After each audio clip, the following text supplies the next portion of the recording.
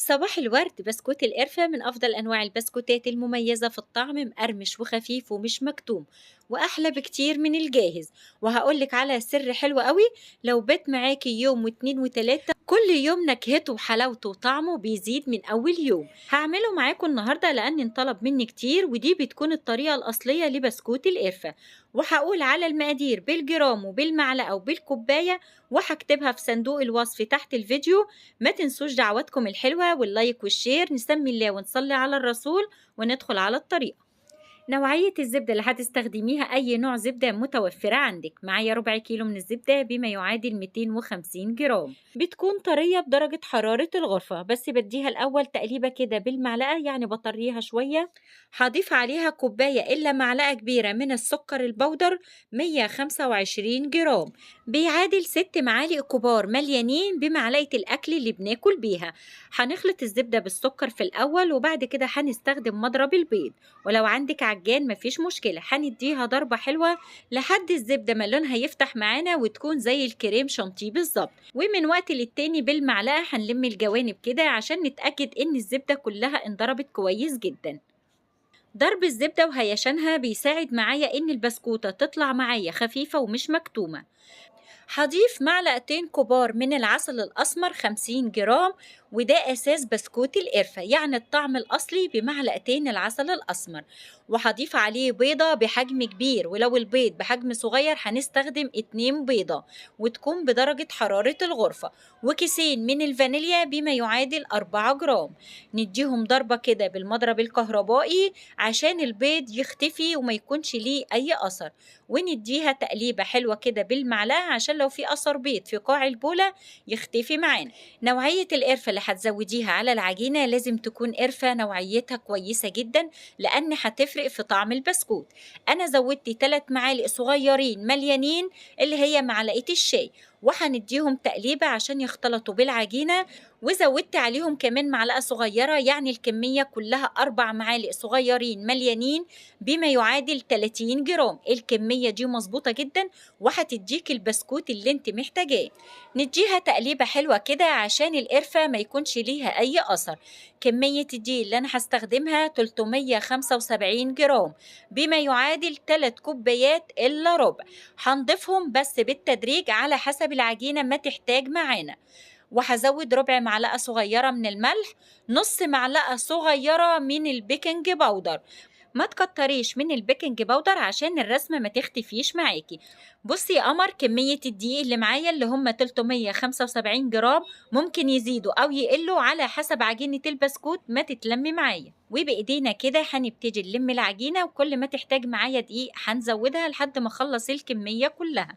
عجينة البسكوتات زي ما احنا عارفين ما بتتعجنش، هي يا دوب بتتلم بطراطيف صوابعنا عشان ما تشدش معانا عرق والبسكوتة تعضم معانا وتكون ناشفة. بالنسبة للبسكوت لما تيجي تختبريه، اختبريه بإيدك النظيفة مش بإيدك اللي فيها عجين، لأن إيدك اللي فيها عجين حتى إنها هتلزق معاكي ومش هتعرفي قوام العجينة المظبوط. اختبرت العجينة بإيدي النظيفة لقيت فيها تلزيقة جامدة، فزودت معلقة كبيرة من الدقيق، يعني مجموع كمية الدقيق اللي معايا 400 جرام. لميت العجينة في الطبق وهغطيها بكيسة وهدخلها التلاجة لمدة نص ساعة، ولو في الفريزر لمدة 10 دقايق عشان العجينة تتشمع معانا ونقدروا ان احنا نشكلوها زي ما احنا عايزين. دخلنا على تشكيل العجينة، هقول لكم بالقطاعات ومن غير قطاعات. دي القطاعات اللي عندي زي ما انتوا شايفين واللي متوفر في قلب بيتك. انا حبيت ان انا اوريكم، هي بتكون موجودة في محلات مستلزمات الحلواني. طب يا بسبوسة انا ما عنديش الاشكال دي. بصي يا قمر، هاتي كوباية الشاي او غطا ازازة او غطا برطمان وشكلي بيها، وهاتي السكينة واعملي الاشكال اللي انت حباها. تمام كده. بالنسبة للعجينة لما اجي افردها، لو حسيت انها بتلزق على المفرش، بمسحة بسيطة جدا من الدقيق وابتدي افرديها. ما تقلقيش من الدقيق خالص، دي مسحة بسيطة جدا عشان نقدروا ان احنا نشكلوا العجينة. لو ما عندكيش المفرش السيليكون، افردي العجينة ما بين كيستين اتنين اللي هي اكياس اللبن، بتكون سهلة معاكي وكمان ما بتاخدش كمية دقيق كتير. وهنبتدي نفرد العجينة، وافرديها بسمك رقيق مش بسمك تخين، لان كل ما البسكوتة بتكون رقيقة اول حاجة ما بتاخدش معانا وقت في السوى، وتاني حاجة حاجة بتكون مقرمشة وخفيفة. الأشكال اللي شفتوها في أول الفيديو هقول لكم هنعملها إزاي.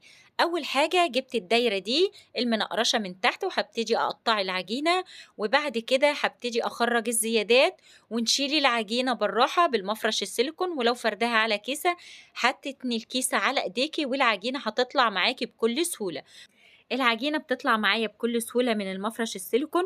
أنا حبيت أوريكم سمكها، بسم الله ما شاء الله، ده السمك المظبوط، لا رقيقة قوي ولا تخينة قوي، لأن لو تخينة قوي هتاخد وقت طويل في السوى. ورصيتها على الصينية من غير ما تدهنيها أي مادة دهنية. الشكل الحلو اللي انتوا شايفينه ده بالقطاعة اللي انتوا شايفينها دي، أنا ما بضغطش عليها قوي، أنا يا دوب ضغطة بسيطة جدا جدا عشان ما اوصلش لأرضية البسكوتة، عشان تطلع معايا البسكوتة سليمة زي ما هي. وقبل ما اخش على الشكل التاني هقول لكم على طريقة التسوية.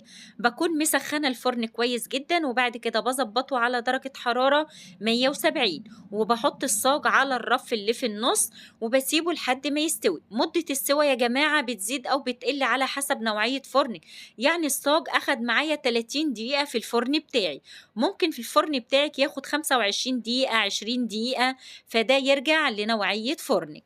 الشكل التاني أنا فردت العجينة وعملته على شكل نجمة وفردته على كيسة اللي هي أكياس اللبن، عشان حبايبي اللي ما عندهمش مفرش سيليكون. وشايفين العجينة بتطلع من الكيسة بكل سهولة ازاي، بسم الله ما شاء الله. هوريكم عن قرب سمك البسكوتة زي ما انتوا شايفين. هرصها بقى على الصاج ونبتدي نشكلها زي الشكل اللي شفتوه في أول الفيديو. بجيب أصغر نجمة في الأشكال وأبتدي أضغط عليها ضغطة بسيطة مش للآخر، يا دوب بس باخد شكل النجمة زي ما انتوا شايفين زي الشكل الأولاني. وبعد كده بسويها زي ما قلت لكم على درجة حرارة 170. وفي تكاية مهمة جدا جدا ومعلومة مهمة لازم تعرفوها في التسوية، كلنا أو معظمنا بيقع فيها عشان ساعات مش عارفين نظبط درجة حرارة الفرن. بعد ما بنخرج البسكوت وبيبرد معانا بنحس إن هو طري شوية. عادي يا قلبي، مفيش أي مشكلة، هتولعي الفرن وتسخنيه كويس جدا جدا وتطفيه وتدخلي البسكوت على سخونية الفرن وتسيبيه لحد الفرن ما يبرد تماما. بعد كده تخرجي البسكوت هتلاقيه مقرمش معاكي وزي الفل. يعني عادي ما تقلقيش وتقولي البسكوت طلع طري او باظ معايا، لا يا قلبي. اول ما بتخرجي بقى البسكوت من الفرن بعد شوية كده، يعني بعد دقيقة كده، بتحركي البسكوت من الصاج عشان ما يلزقش في الصاج. وزي ما انتوا شايفين بسم الله ما شاء الله. والاشكال، وبصراحة عملت شوية اشكال كده صغننين جدا جدا نحطهم في أي علبة صغيرة لأولادنا وهم رايحين المدارس. وفي أكياس صغيرة كده ممكن تجيبيها وتحطي لأولادك كل يوم شوية كده، وبسم الله ما شاء الله أولادك بجد هيفرحوا بيها. يعني ميني بسكوت صغنن جدا أنا حطيته في البرطمان بالشكل ده ورصيته وعملت منه أشكال مختلفة. ودي الأشكال كلها رصيتها على الطبق، وبسم الله ما شاء الله بسكوتة خفيفة هشة طعمها أحلى بكتير بكتير من الجاهز.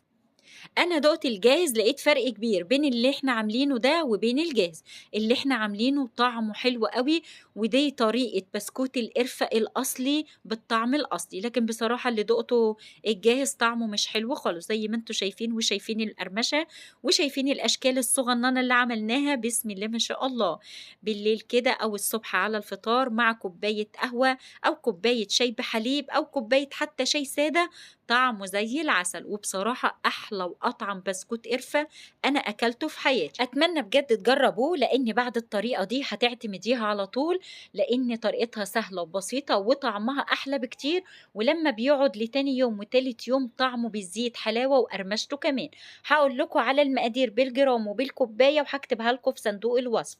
معايا 375 جرام من الدقيق بما يعادل 3 كوبايات إلا ربع، ومعايا بيضة كبيرة ولو حجمها صغير يبقى هحتاج 2 بيضة، وربع كوباية من الزبدة 250 جرام بس تكون طرية بدرجة حرارة الغرفة، 4 معالق صغيرين من القرفة بما يعادل 30 جرام، ومعلقتين كبار من العسل الأسمر بما يعادل 50 جرام، وكوباية إلا معلقة كبيرة من السكر البودر 125 جرام 6 معالق كبار، ونص معلقة صغيرة من البيكنج باودر ما تكتريش منه. دي كل المقادير وهكتبها لكم في صندوق الوصف تحت الفيديو. ما تنسوش اللايك والشير وتكتبوا تعليق حلو كده البسبوسة، وتشتركوا في القناة لو لسه جداد على القناة، وتفعلوا جرس التنبيه عشان يوصل لكم إشعارات بالوصفات الجديدة.